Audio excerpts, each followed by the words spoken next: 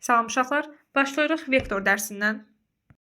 Ümumiyyətlə, vektor sözünün anlayışı nədir uşaqlar? Vektor sözünün mənası nədir? Vektor istiqamətlənmiş düz xətt parçasıdır. Yəni, normal düz xəttdən, parçadan fərqi nədir? İstiqaməti var uşaqlar. İstiqamət vektoru düz xəttdən, parçadan, şuadan əsas fərqləndiricisi özəlliyidir.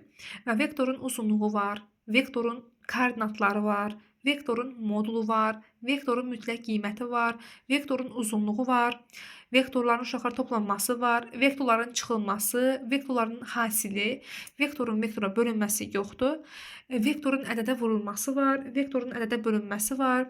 Vektor haqqında hər şeydən danışacaq bugün. Vektorun toplanmasının iki cür versiyası var. Biri var rəqəmlərlə, ədədlərlə versin sənə, onları toplayasan. Biri var şəkil üzərində vektorla vektoru toplayasan. Başlayaq uşaqlar vektorun özünü. Məsəl üçün A nöqtəsi koordinatları x1, y1-dir. B nöqtəsi koordinatları x2 və y2-dir. Və A və B nöqtəsindən mən uşaqlar istifadə edib koordinat yaratsam, koordinat yox, üzr istəyirəm, vektor yaratsam, vektor, baxın, deyək ki, AB vektoru. Əgər sənin oxun B tərəfə yönəlibsə, buna AB vektoru deyəcək. BA vektoru isə uşaqlar B-dən A-ya doğru yönəlməlidir və bunlar eyni xüsusiyyətlərə sahib deyil. Düzdür, orta xüsusiyyətləri var, amma bütün xüsusiyyətləri eyni deyil.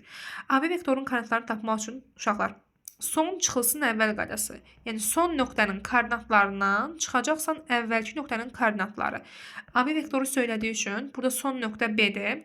Son nöqtənin x-indən çıxacaqsan əvvəlki nöqtənin x-ini. Yəni, x2 çıx x1, nöqtə vergül, y2 çıx y1. Və uşaqlar, nəzərinizə çatdırım ki, koordinat sözü və yaxud da komponent sözü, koordinat sözü və yaxud da komponent sözü sənə x və y soruşduğunu ifadə etmək istəyir. Yəni, koordinat və komponent deyəndə sən x və y olaraq başa düşəcəksən. Və həmişə birinci x yazılır, sonra y yazılır. Əgər iki ölçülü sistemdirsə, x, y yazmağa kifayət edilir. Edir daha doğrusu. Amma üç ölçülü sistemdirsə, x, y, bax bu ardıcılıqla x, y və z eyni qayda olacaq. X-dən x-ə çıxacaqsan, y-dən y çıxacaqsan, z-dən z-ə çıxacaqsın uşaqlar. Bu oldu vektorun koordinatları. Son çıxılsın əvvəl. Uşaqlar, əgər AB vektoru yox, BA vektorunu səndən soruşsaydı, BA vektorunu, onu neyəcəkdin? Artıq başlanğıcı B-dir, sonu adı axı. Yəni, bunu sizin üçün çəkim. Başlanğıcı B-dir, sonu adı. O zaman x1 çıxılsın x2, nöqtə vergül, y1 çıxılsın y2 olacaqdır. Bu da sizin uşaqlar BA vektorunun koordinatları. Yəni, baxsaz görəcəksiniz ki, AB vektoru da BA vektoru bir-birinin əksidir. Əgər, misal üçün uşaqlar, sizə izah etmək üçün rəqəm qoysam, AB vektorunu məsəl üçün 4, -7 qoysam, BA vektorunun koordinatları -4, 7 olacaq. Yəni, burada gördüyün qiymətlərin, bax, burada gördüyün qiymətlərin əksi olacaq uşaqlar. Bu oldu vektorun koordinatları. Yəni, vektorun koordinatlarını tapmaq üçün sənə vektorun uc nöqtələri lazımdır. Bu uşaqlar, bu qayda hazırdır. Keçək indi deyək ki, məsəl üçün AB vektorum var. Yenə AB olaraq adlandırdım. AB vektorun uşaqlar koordinatları başına 100% ox qoyulmalıdır. Hə? AB vektorun koordinatları deyək ki, x, y olsun. Burada səndən soruşa bilər. AB vektorunun modulu, AB vektorunun uzunluğu, AB vektorunun mütləq qiyməti uşaqlar. Mütləq qiyməti. Hər üçü eyni şeydir. AB vektorunun modulu, uzunluğu, mütləq qiyməti. Ya bu sözlərdən hər hansı birindən istifadə edib sizdən istəyəcək sualını. Ya da belə deyəcək. Modulda AB. Modul AB-ni tapmaq üçün, yəni AB vektorunun modulunu, uzunluğunu, mütləq qiyməti tapmaq üçün kök altı x-in kvadratı üstəyə gəl y-in kvadratı üstü vasitəsilə hesablayacaq uşaqlar. X-in kvadratı üstəyə gəl y-in kvadratı üstü vasitəsilə, yəni apsisinin kvadratı üstəyə gəl ordinatının kvadratı. Əgər üç ölçülü olsa, z də əlavə etsə, AB vektorunun modulu olacaq kök altında x-in kvadratı üstəyə gəl, y-in kvadratı üstəyə gəl, z-in kvadratı uşaqlar, yəni Pifaqor var işləyəcəksiniz. Nəzərinizə çatdırım ki, xatırlatma olsun ki, kompleks ədədlərində uşaqlar z bərabər, yəni kənara çıxma eləyək. Z kompleks ədədlərinin uşaqlar modulu Ümumiyyətcə z-in özü kompleks ədəddir. A üstə gəl B olaraq işarə olunur. Z kompleks ədədlərinin modulu elə onun öz qoşmasının moduna bərabər idi və bu da kök altında həqiqi hissənin kvadratı üstə gəl xəyali hissənin kvadratı idi. Pifaqor hissəsi həmçinin kompleks ədəddə var uşaqlar. Qayıdaq vektorlar dərsimizə. Vektorun modunun uzunluğu mütləq qiymətini bildik. Uşaqlar, öyrənəcəyimiz başlıqlar iki nöqtə arasındakı məsafə olacaq, düz xəttin tənliyi, düz xətlərin qarşılıqlı vəziyyəti, çevrənin tənliyi, vektorların skaler hasili, vektorların uşaqları paralellik şərti və vektorların perpendikulyarlıq şərti olacaq. Yəni bununla artıq vektor dərsini bitirmiş olacağıq. Öncə izah etdiyim basic məlumatları biləndən sonra. Başlayaq iki nöqtə arasında qalan məsafə düsturundan. Əslində vektorun kvadratının, vektorun uzunluğunu, yəni modulunu, mütləq qiymətini izah etməklə sən artıq bunun haqqında biraz məlumat qazanmış oldun. Deyək ki, A vektorunun A nöqtəsinin daha doğrusu iki nöqtə arasında qalan məsafə düsturudur başlıq uşaqlar. A nöqtəsinin koordinatları x1, y1-dirsə, B nöqtəsinin koordinatları x2, y2-dirsə, onda A və B arasında qalan uşaqlar məsafə necə tapılacaq? Yazıram. AB parçasının uzunluğu. Bura AB vektoru deyə bilərsən, B vektoru modulda amma. Modulda AB vektoru və yaxud da modulda B A vektoru və yaxud da uşaqlar elə modulda AB də yaza bilərsiniz. Yəni AB parçasının uzunluğu deməkdir. Olacaq x2 çıxılsın x1-in kvadratı, üstə gəl y2 çıxılsın y1-in kvadratı kök altında. Bu verəcək sənə, bax bu ifadə, kök altılı ifadə uşaqlar sizə verəcək AB parçasının uzunluğu. Yəni A nöqtəsində B nöqtəsi arasında qalan məsafə düsturu oldu uşaqlar. Məsafə düsturumuz. Eyni məsafə düsturunun məntiqi ilə siz çevrənin tənliyini həll edə bilərsiniz. Baxın, iki nöqtə arasında qalan məsafə düsturu getdi və çevrənin tənliyinə gəlin öyrənək. Çevrənin tənliyi uşaqlar nədir? Demək, sizə lazımdır çevrənin mərkəzi nöqtəsinin koordinatları. Çevrənin mərkəzi nöqtəsi uşaqlar xüsusi halda koordinat başlanğıcına yerləşə bilər, amma ümumi olaraq hər hansı bir nöqtəyə yerləşə bilər. Fərqi yoxdur. X oxu üzərində, Y oxu üzərində, birinci rübdə, ikinci rübdə, üçüncü rübdə, dördüncü rübdə və ya koordinat başlanğıcı üzərində. Mən məsəl üçün mərkəzi nöqtənin koordinatını M ilə işarə etsəm və koordinatlarına A və B qoyaq deyək ki, x-i A-dır, uşaqlar y də B-dir. Çevrənin hər hansı bir, istənilən bir keçdiyi nöqtəsinə, yəni kənar nöqtəsinə, burada fikir verməlisən keçir sözünə, çevrə keçir filan nöqtədən və yaxud da çevrə keçir və ya kəsir. Bəzən keçəni deyir, filan nöqtəsindən keçən çevrənin tənliyi və yaxud da filan nöqtəsində çevrəni kəsən düz xət, məsəl üçün. Kəsən, keçir, keçən. 2 hərflərdə uşaqlar bir sözdən. Çevrənin hər hansı bir kənar nöqtəsi, məsəl üçün, mən indi əlimə uyğun olaraq burada qeyd elədim. Kənar nöqtəni elə 2 ilə işarə edeyim uşaqlar. Kənar nöqtəsində koordinatları x, y olsa, bax, burada M nöqtəsi ilə K nöqtəsi arasında qalan məsafə necə hesablayacaqsan? Eyni bu düsturdur. Sadəcə bizdə MK məsafəsi artıq çevrənin radiusu sayılmış olur. R bərabər kök altı.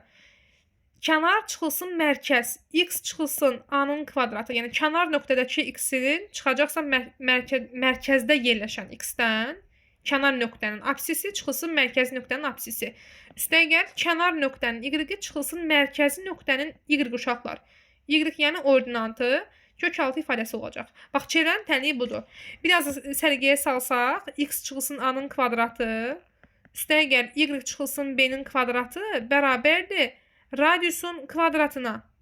Balaca yer, böyük yer burada fərqi yoxdur. Yəni radiusun kvadratına bərabər olmalıdır. Yəni Pifaqor ödəyir uşaqlar. Qrafdan baxanda Pifaqor ödəməlidir. Amma nəzərə al, xahiş edirəm, bunu nəzərə al. Kənar nöqtənin koordinatlarından çıxacaqsan mərkəzindən. Kənardan çıxacaqsan mərkəzi. Bilizdə hansı qayda uşaqlar? Kənan M qaydası. Təqribi olaraq bilizdə hansı qaydamızdır? Bu belə. Əgər xüsusi halda uşaqlar, xüsusi halda mənim çevrəmin mərkəzi ilə buradan yerləşdirəcəyəm. Xüsusi halda mənim çevrəmin mərkəzdə koordinat başlanğıcına, yəni M-nin 0,0 nöqtəsində yerləşərsə, yəni M nöqtəsinin koordinatları AB olaraq işarə olunmuşdur. Bizdə M nöqtəsinin koordinatları koordinat başlanğıcına yerləşərsə, yəni 0,0 olarsa, ona çevrənin tənliyi uşaqlar sadələşir. Baxın, A ilə B-nin yerinə bu düsturda 0,0 qoysa nə baş verəcək? X çıxılsın 0, yəni x kvadratı olacaq, x-in kvadratı üstə gəl. Y çıxılsın 0, yəni y kvadratı olacaq uşaqlar, y-in kvadratı bərabər radiusun kvadratına. Yəni bu da həmçinin çevrənin tənliyidir və hansı çevrənin tənliyidir? Mərkəzi nöqtəsi koordinat başlanğıcına yerləşən çevrənin tənliyidir uşaqlar. Əgər sizə çevrənin tənini qur deyirsə, bir də bunu sizə söyləyək. Çevrənin tənini qur deyirsə, nə etməlisən? Bax, burada x-dən y-in yerinə heç vaxt heç nə qoymayacaqsan. Şablonları, yəni quruluş bax bu quruluşdur. A ilə B-nin yerinə həmişə qiymət qoyacaqsan. Müəyyən mərkəzi nöqtəsinin koordinatlarını qoyacaqsan. Radiusun kvartını qeyd edəcəksən. Kök alçı şəklində verilmiş uşaqlar. Versin də səhv olmaz ya, amma çox vaxt çevrənin tənini soruşursa, x-dən y-in yerinə heç vaxt heç nə qoymayacaqsan. X-dən y olduğu kimi qalacaq, hərf olaraq qalacaq. A ilə B-nin yerinə isə mərkəzi nöqtənin koordinatlarını tapacaq və radiusun yerinə y-in kvartı qoyacaqsan. Yəni normal gördüyün kimi. Əgər sənə radiusun cavabı yoxdursa, mərkəzi nöqtənin koordinatlarını veribsə və kənar nöqtənin koordinatlarını veribsə, kəsir, keçir, keçirəm. Bir də kənar sözünü ifadə eləməmişəm burada. Kənar həmçinin.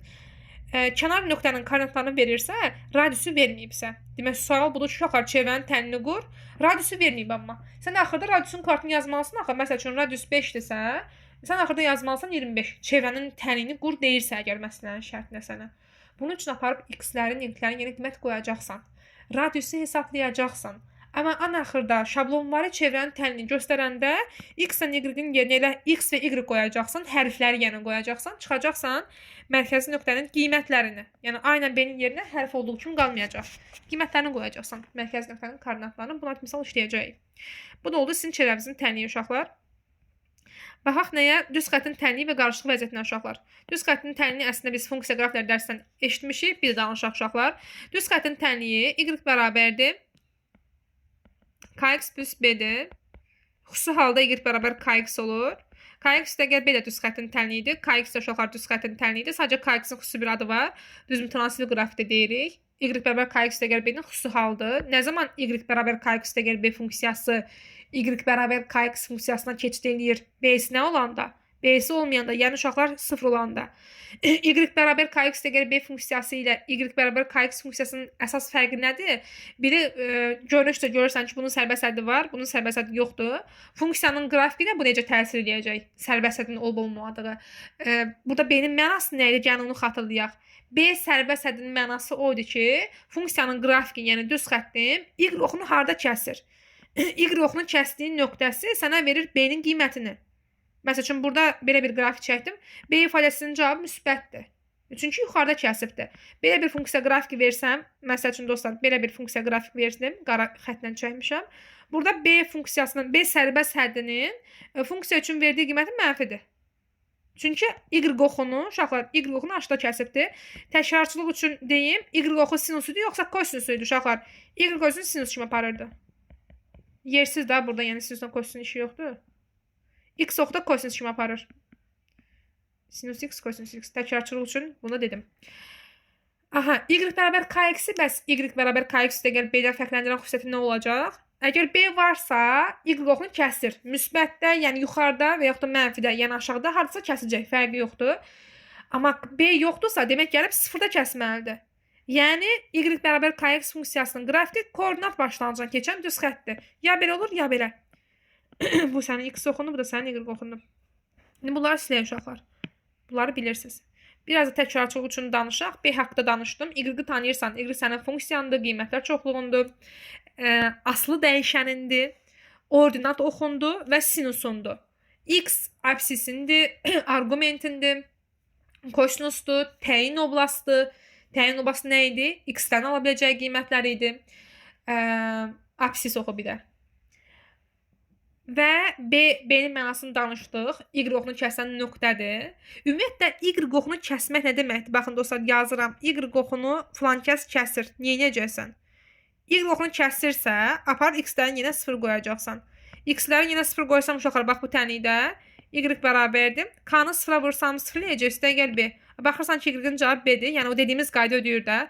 Funksiyanın qrafikinin Y oxunu kəsdiyi nöqtəsi B sayılacaq. Yəni, B nə qədərsə, Y o qədərdir. Həmin o qaydamızın uşaqlar isbatını verdik sizə. Baxaq indi burada K-nın mənasına. K bucaq əmsaldır uşaqlar. Bu funksiyadakı K, Y bərabər KX-də gəl beydəki K bucaq əmsaldır. Y bərabər KX-dəki K isə mütənasib əmsaldır. Məna olaraq eyni mənada uşaqlar sadəcə adlandırıblar da, fərqli olaraq adlandırıblar. Amma tapılması eyni cürədir. K bərabərdir tangens alfaya. Bəs burada alfa nədir? Alfa meyl bucağıdır. Nəyin nəyə olan meylidir uşaqlar? Gəlin baxaq. Meyl yəni əyilmə deməkdir. Nəyin nəyə olan meylidir? Funksiyanın qrafiki ilə məsəl üçün kx dəqə b funksiyasını danışım. K-sı mənfi olsun. Ya da müsbət verdim. 1-3-dən keçirdim. K-sı müsbətdir. B-si də müsbət uşaqlar yuxarıdan kəsibdir. Bax, burada meyl bucağını göstərməyə bacarmalısan. Meyl bucağı funksiyanın qrafiki ilə. Bax, funksiyanın qrafiki bu qara düz xətdir. 4 dənə halı var. Mən 4-dən birini qeyd eləmişəm sənə. Qolların ucları 1-ci, 3-cü rübdə yerləşibdir və yuxarıdan kəsibdir. B-si müsbət olan versiyanı sənin üçün çəkmişəm. Funksiyasının qrafiki ilə, yəni bu qara ox ilə x oxunun müsbət istiqaməti arasında qalan bucaq. X oxunun müsbət istiqaməti arasında qalan bucaq, bax bu bucaqdır. Bu sənə olacaq meyl bucağın, alfa bucağın. Və belə bir qaydamız var. Əgər funksiyanın qrafinin ucları bir-üçdə yerləşirsə, mənim bucağım necə bucaqdır? İtidirmi yoxsa kordumu? İtidir. Düz xəttin qrafinin ucları 1-ci, 3-cü yerləşirsə, sənin funksiyanın x oxunun müsbət istiqamətlə əmələ gətirdiyi bucaq itidir. Əgər 2-4-də yerləşsəydi, ona kör bucaq olacaqdı. Bu belə. Və k-nın cavabını tapmaq üçün tangent alfadan istifadə edəcəksən. Bu meyl bucağını sənin üçün göstərəcək. Cədvəldən hər hansı bir qiyməti verəcək, deyəcək k-nı tap. Və başlayaq qarşılıq vəziyyətə uşaqlar. Hələ ki, mən sizə kx dəqər b haqqında məlumat verdim. Başlayaq düz xətlərin qarşılıq vəziyyətinə. Əgər 2 düz xət versəydi sənə, y bərabərdir kx dəqər b, k1, b1 yazıram. Belə gəl bunları da indeksləyək. Yəni birinci funksiyam. Bir də ikinci hər hansı bir düz xəttim. K2, x2 üstəgər b2. Uşaqlar hamısı indeksinə 2 yazdım ki, başqa hərfdən istifadə etməyim də. Artıq siz bunu b olaraq tanıyırsınız axı. Deyəcək düz xətlər nə zaman paraleldir uşaqlar? Burada düz xətlər deyir. Bax, düz xətlər, yəni y bərabər kx dəqər b, sənin bilirsən artıq düz xətin təyin edir. Düz xətlər nə zaman paraleldir? Nə zaman perpendikulyardır? Nə zaman kəsişirlər? Nə zaman kəsişmirlər? Və nə zaman üst-üstə düşürlər? Yəni tam olaraq eyni funksiyanı danışmış olacaq. Üst-üstə düşmək eyni şeydən danışmaq deməkdir. Yəni hər birinin həllindən danışaq uşaqlar. Əgər düz xətlər paraleli istəyirsə səndən, biri var vektorların paralelliyi. Onu birazdan danışacağam. Bir var düz xətlərin paraleli uşaqlar, ehtiyatlı olaq. Düz xətlər paralelisə əgər k-ların qiymətləri bir-birinə bərabər olmalıdır. Əgər bax bunların bucaq əmsallarının qiymətləri bir-birinə bərabərsə, demək bu düz xətlər paraleldir. Məsəl üçün belə bir şey. Biri belə keçib, biri belə. Misal üçün. Aydın oldu. Düz xətlər paraleldirsə, k-ları bir-birinə bərabər olmalıdır. Düz xətlər perpendikulyarsa əgər uşaqlar, onda k1 vurulsun k2, yəni bucaq əmsallarının hasilləri mənfi olmalıdır. Paralel olmaq uşaqlar sizcə kəsişmək deməkdir, yoxsa kəsişməmək deməkdir? Baxırsan ki, sonsuz olaraq davam edəcək, amma heç vaxt kəsişməyəcək. Əgər kəsişmir deyirsə, yəni bu paraleldir deməkdir. K1 K2-yə bərabərdir. Və kəsişir deyirsə, artıq bunu təkzib edir. K1 K2-dən fərqli olsa, o düz xətlər 100% kəsişirlər uşaqlar. Yəni k-ların cavabları bir-birinə fərqli qiymətləri olsa, məsəl üçün, biri 3 olsun, biri mənfi 3 olsun. Fərqlidir. Artıq bunlar 100% kəsişirlər. Arasında qalan bucaq haqqında məlumatım yoxdur. Bir dənə bilirsən ki, K1-dən K2-nin hasili mənfi olanda arasında qalan bucaq 90-dır. Yəni perpendikulyardılar. Amma 100% hər hansı bir bucaq altında kəsişəcəklər. Əgər k-ları fərqli olsa. Və üst-üstə düşürlər uşaqlar. Üst-üstə düşməsi üçün gərək sən 2 dənə eyni misaldan danışasan. Eyni, hər şey eyni olmalıdır. Yəni həm K1 K2-yə bərabər olmalıdır, həm də B1 B2-yə bərabər olmalıdır uşaqlar. Bax bu da sizin düz xətlərinizin qarşılıqlı vəziyyəti. Desə ki, x oxunu kəsir, aparıb y yenə 0 qoyacaqsan. X oxunu kəsir desə uşaqlar, baxın. Məsəl üçün, mənim belə bir düz xəttim var. Bu nöqtədə mənim düz xəttim x oxunu kəsibdir. İmeni bu nöqtənin koordinatlarını tapmaq üçün aparıb y yenə 0 qoyacağım. Çünki bu nöqtədə uşaqlar, baxın, qara ilə yazaq da. Y oxuna yaxınlaşsam, y-nin cavabı 0-dır. Bəs funksiyanın qrafiki y oxunu kəssə, bu mənim y oxumdur da. Y oxunu kəssə nə baş verəcək? Y oxunu kəssə uşaqlar, aparıb x-i yenə 0 qoyacaqsınız. Yaxşı. Bir də belə bir şey verər bilər. Həm, yəni məsələnin şərtində həm y oxunu kəsir, həm də x oxunu kəsir sözünü istifadə etməz. Yəni belə bir cümlə qurmaz. Cümləsini belə qurar. Deyər ki, funksiyanın, düz xətdən danışmıram. Kvartik funksiya ola bilər, nə bilim, kökaltı funksiyası ola bilər. Hər hansı bir funksiya, tanıdığın hər hansı bir funksiya. Deyəcək funksiyanın koordinat oxları ilə koordinat oxları kimdir? Yekəbaş. koordinat oxları x və y oxlarıdır. Yəni cümləni əziyyət çəkib 2 dəfə təkrarlamayıb da, deməyib, yəni bir dəfə x oxla gəlsin, kəsişsin, sonra y oxla gəlsin, kəsişsin. Nə bilim, nə isə istəyəcək oradan sizdən. B-ni istəyəcək, nə bilim, x-in həndəsə ortasını istəyər, nəsə istəyəcək də, nədə orta falan, x-in y-nin cəmini məsəl üçün yarısını istəyə bilər. Nəsə istəyəcək səndən. Əgər koordinat oxları ilə kəsişmə nöqtəsindən əmrə gələn ən çox soruşduğu budur. Üçbucağın sahəsi. Bax, y bərabərdir. Kx üstəgəl b funksiyası verəcək. Deyəcək, koordinat oxları ilə əmələ gətirdiyi üçbucağın sahəsini tap və yaxud üçbucağın sahəsi falan şeydir. Birisi nə demək istəyir uşaqlar? Koordinat oxları ilə əmələ gətiribsə, bir dəfə x-i yenə 0 qoyacaqsınız, bir dəfə y-i yenə 0 qoyacaqsınız. Koordinat sistemini qeyd edəcəksən. Həmişə düzbucaqlı üçbucaq yaranacaq. Çünki koordinat oxların arasında qalan bucağın sənin 90-dır. Bax, bir də buna fikir verin uşaqlar. Başlayaq, vektor dərsindən qayıdaq. Biraz funksiya qrafiklərinin içine girmiş olduq. Qarşılıqlı vəziyyət bitdi dostlar. Skalar hasilə gəl baxaq. Sonra başlayacağım vektorlar nə zaman, bax, bəyək düz xətlərin paralelliyin, perpendikulyarlığını danışdım sənə. Harda? Bax, burada. Paralellik, bir də perpendikulyarlıq. Həmçinin vektorlarında paralelliyi və yaxud da perpendikulyarlıq şərti var. Qarışdırma, ha. Birinci baxaq skalar hasilə uşaqlar. Ümumiyyətlə vektorları bir-birinə toplamaq olur, çıxmaq olur, vurmaq olur, bölmək olmur, amma bölmək hələ ki uşaqlar bizim imtahanımıza düşmür. Ali məktəb səviyyəsində olan sualdır. Vektoru vektorunu toplamaq çox rahat bir şeydir. Məsəl üçün A vektorunun koordinatların, misal üçün tulladım 3, 4. B vektorunun koordinatların 0, -2. Deyirəm A vektoru üstəgəl B vektoru.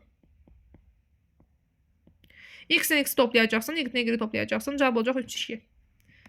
Deyək ki, A vektoru çıxılsın, B vektorunu istəyib uşaqlar. A vektoru çıxılsın, B vektoru. Birinci hansı vektor deyirsə, onun x-dən, o birisinin x-dən çıxacaqsan.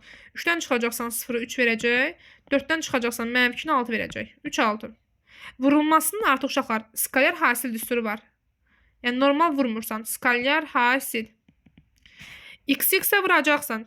Qoy yazaq. A vektoru məsəl üçün x1, y1 desə, B vektorunun koordinatları x2, y2-dirsə uşaqlar. x1 vur x2, üstəgəl y1 vur y2. Yazdığım misala tətbiq etsək, skalar hasil düsturuna, yəni normal vurma deyil də bu. X-i x-ə vurub x-də yazmırsan, y-ə vurub y hissəsində yazmırsan. X-i x-ə vurursan, 3-ü vuracaqsan 0-a, üstəgəl 4-ü vuracaqsan -2-yə. Cavab olacaq 0,8. Yəni -8. Skalar hasilin -8'dir.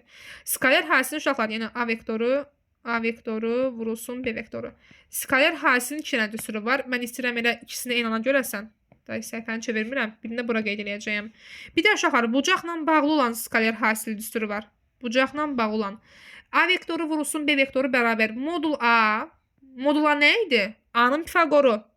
x1'in kvadratı üstəgəl y1'in kvadratı kök altında. Vurulsun uşaqlar modulda B. Yəni buradan Pifagor çıxaracaqsan. x2'nin kvadratı üstəgəl y2'nin kvadratı kök altında. Vurulsun bir də uşaqlar kosinus alfa. Bax, buradakı alfa bucağı A vektoru ilə B vektoru arasında qalan iti bucaqdır. Yaxşı, kör bucaq da ola bilər, problem yoxdur. A vektoru ilə B vektoru arasında qalan bucaqdır.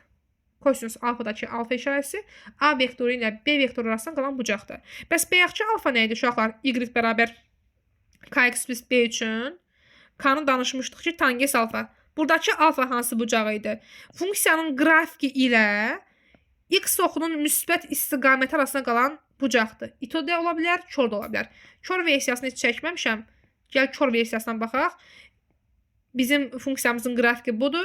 X oxunun müsbət istiqaməti buradır. Əmələ gələn bucaq kör bucaqdır. Çünki parabolanın düz xəttin, daha doğrusu üzr istəyirəm. Düz xəttin uc nöqtələri 2-4-də yerləşib deyəm. K-sı mənfidir. K-sı mənfidirsə kör bucağına gələcək. Bax, burada yazmışdım kör. Qaydaq uşaqlar vektorlar dərsinə. Vektorlarda isə skalar hasil düsturunu dedik. Şimdi gəl bunu sənin üçün təzədən yazım. Sən bunların fərqlərini gör. Demək, vektor skalar hasilin, vektorların uşaqlar hasilinin yəni 2 cür düsturu oldu. x1, x2, üstəgəl y1, y2. Və digər düsturda isə uşaqlar bucaq haqqında daha doğrusu məlumat verəcəksən və yaxud da bucaq haqqında nəsə istəyəcək, arasında qalan bucaq haqqında. Orada artıq bu düstura girəcəksən. Modul A vurulsun modul B vurulsun kosinus alfa.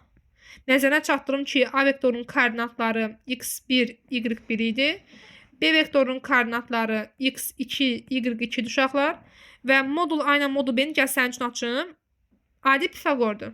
X1'in kvadratı üstə gəlir Y1'in kvadratı vurulsun X2'nin kvadratı vurulsun Y üstə gəlir daha doğrusu Y2'nin kvadratı vurulsun kosinus alfa.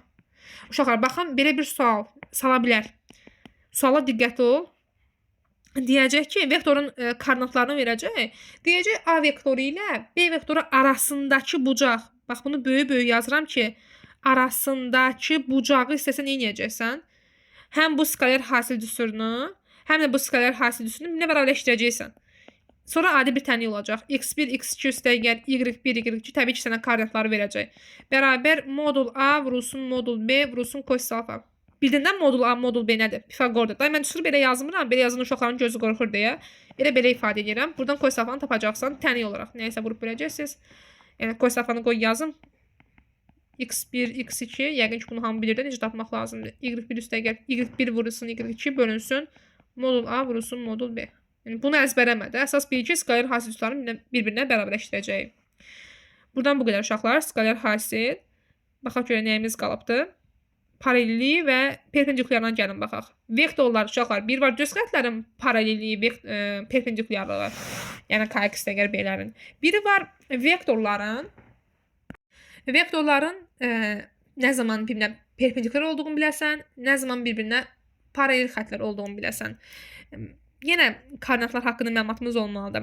A vektorunun koordinatı elə X1, Y1 yazın, B kimi yazın. B vektorunun koordinatları isə X2, Y2 olsa uşaqlar. Nə zaman A vektoru ilə B vektoru paraleldir. Paralellik şərtini öyrənmiş olacaqsan indi. Və yaxud da uşaqlar kolineardır. Kolinearlıq şərti, yəni paralellik şərt demək uşaqlar. İkisi də eyni şeydir. Ya bunu soruşacaq, ya bunu soruşacaq. Baxaq uşaqlar. Bu bildiyiniz tənasübdür. X1 böl X2 bərabərdir. Y1 böl Y2 o da bərabər hər hansı bir hərfə. Misal üçün K-nə işarə edirlər. K-ya deyirlər oxşarlıq əmsalı. Oxşarlıq nədir? Paralellik əmsalı. Həmçinin oxşarlıq əmsalı uşaqlar K-nə işarə olunurdu. Demək, nə edəcəksən? Burada iki cür versiya var. Əgər K ifadəsinin cavabı müsbətdirsə və yaxud da K ifadəsinin cavabı mənfidirsə, paralel sayılacaq ha. Yəni kolinear vektorlar sayılacaq. Amma uşaqlar, əgər K-nın cavabı müsbətdirsə, sən deyirsən ki, A vektoru ilə B vektoru eyni istiqamətlidir. Paraleldir, düzdür? Əgər K-nın cavabı mənfi olsa, bir vektor məsəl üçün yuxarı baxsa, bir vektor aşağı baxacaq. Və yaxud nə bilim, bir vektor bu tərəfə baxsa, bir vektor bu tərəfə baxacaq. Paraleldirlər, amma əks istiqamətlidirlər. Yaxşımı? Bu da oldu paralellik şərti və kolinearlıq şərti. Buradan başqa biləcəyim bir şey yoxdur. Bu oldu vektorların paralelliyi. Bəs vektorların uşaqlar perpendikulyarlığı necə olacaq? Gəlin baxaq. Nə zaman iki vektor bir-birinə perpendikulyar sayılacaq? X1, Y1 və V vektoru X2, Y2 uşaqlar. İki vektor o zaman perpendikulyar sayılar ki, təbii ki, o vektor arasında qalan bucaq nə qədər olsun? 90 dərəcə olsun. Vektorlar dərsində bucaq deyən kimi ağılda skaler hasilindəki kosinus alfa gəlməlidir. Başqa yerdə bucaq söhbəti yoxdur uşaqlar. Mən bilirəm ki, mənim skaler hasil düsturum necədir? 2 dənə düsturum var idi. Biri X1, X2 üstə gəl Y1, Y2-dir.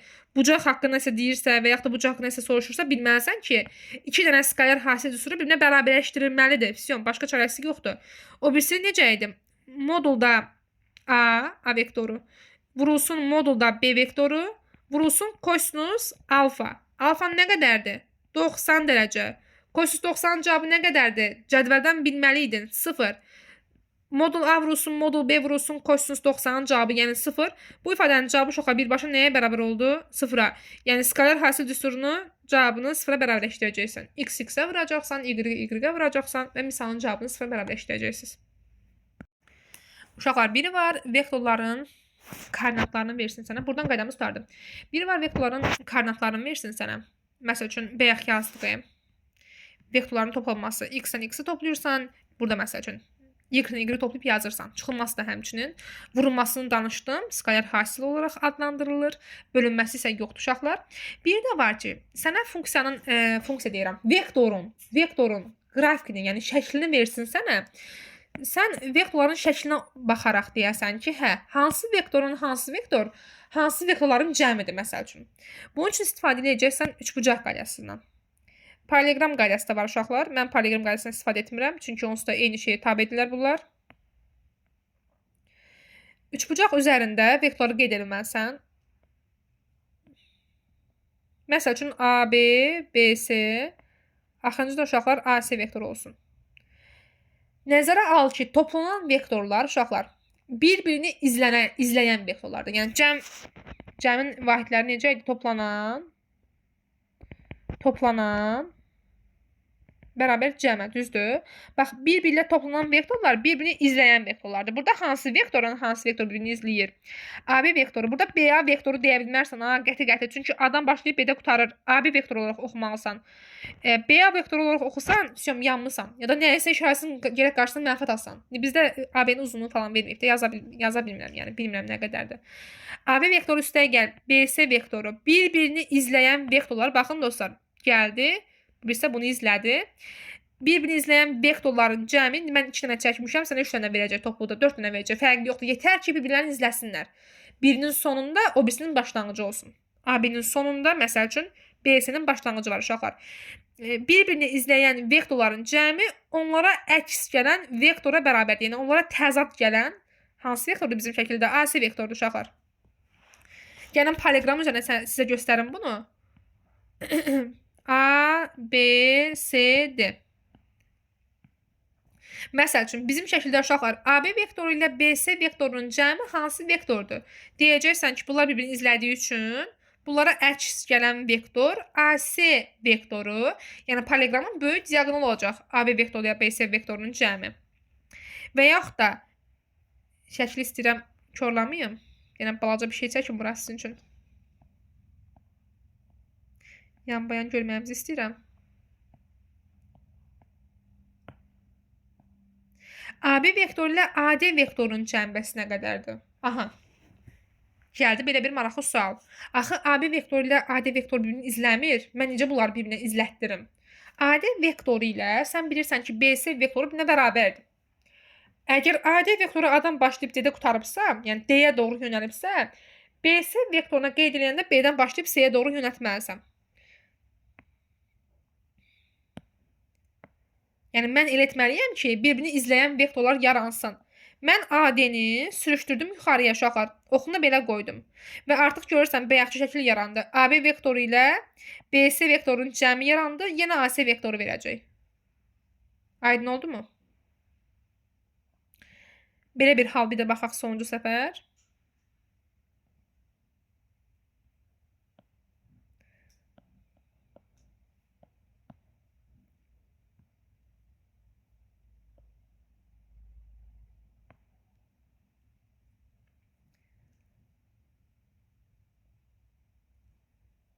Deyirəm, CD vektoru ilə SB vektorunun cəmini tap.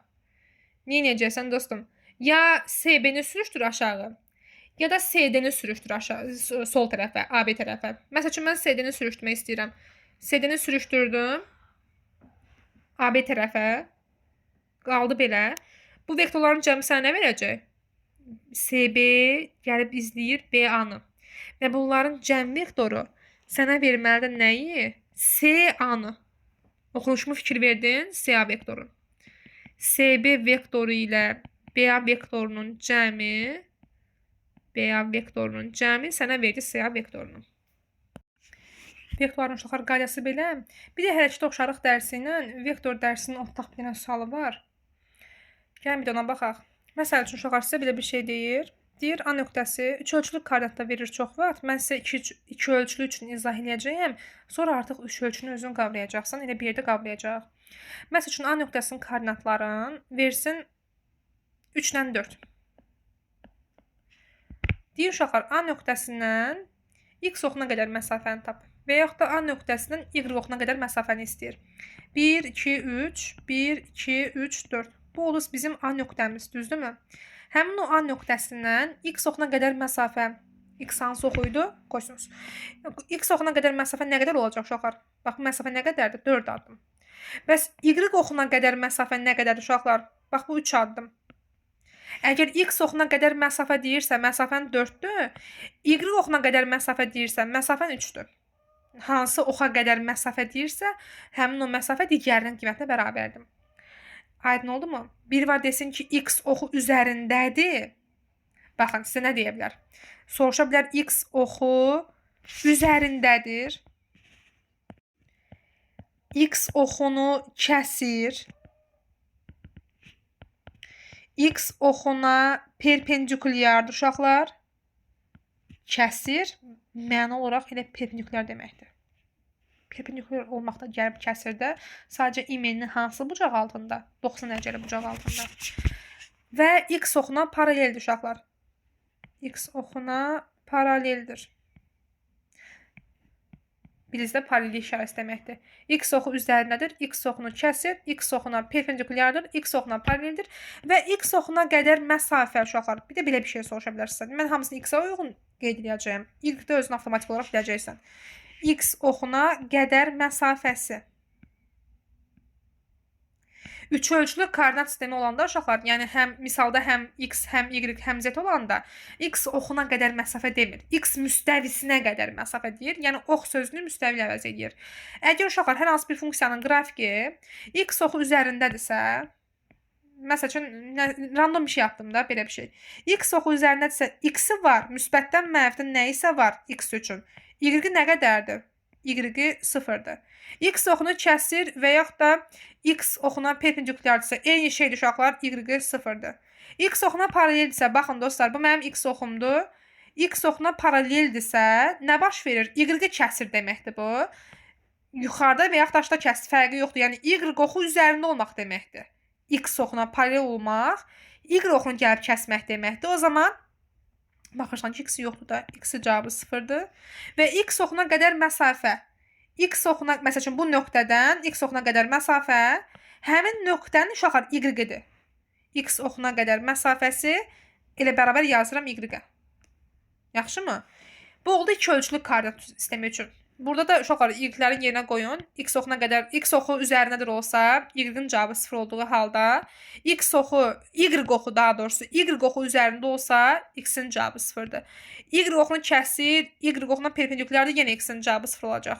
Y oxuna paraleldir, onda y-in cavabı 0 olacaq.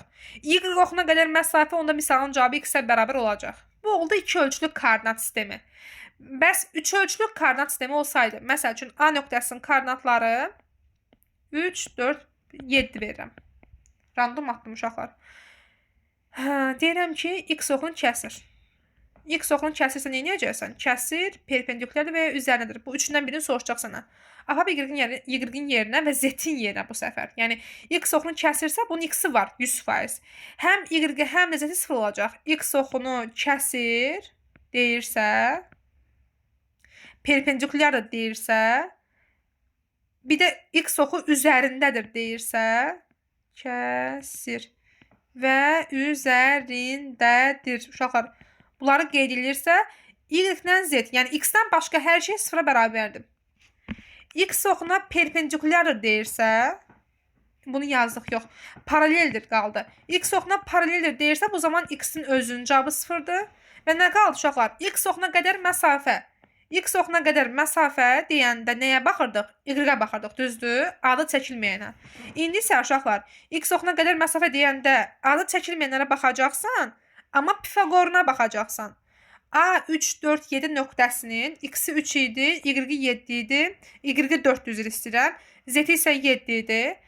X A nöqtəsindən x oxuna qədər, x oxu deməyəcək, x müstəvisinə qədər məsafəsini tap desə, 4 və 7-dən Pifaqora girəcəksən. 16 üstəgəl 28. Kök 6, 44 uşaqlar. Eyni misal daxilində başqa bir sual verəcəyəm. Məncə bu hissələr sizə çatdı. Yenə sonuncuda ola bilsin problemim var. Eyni A 3, 4, 7 nöqtəsindən deyirəm ki, y-z müstəvisinə qədər məsafə. Qoy birinci y deyim. Sonra y-z müstəvisinə qədər olan məsafəni deyərəm. Y müstəvisi nəzərən məsafəni tap deyirsə, 4-ə baxmayacaqsan. 5-dən 7-dən Pifaqor, 3-dən 7-dən Pifaqor çıxaracaqsan. 9 üstəgəl 9 üstəgəl 49. Kök 6 58 verəcək. Bir də var desin ki, A 3, 4, 7 nöqtəsindən y-z müstəvisinə qədər məsafəni tap. Onu yiyəcəksən. Y-i sil, z-i sil. 3-dür cavabım. Aydın oldu. Bax belə. Qayda bitdi uşaqlar. Uğur olsun. Nəyi anlamasanız mənə yazın.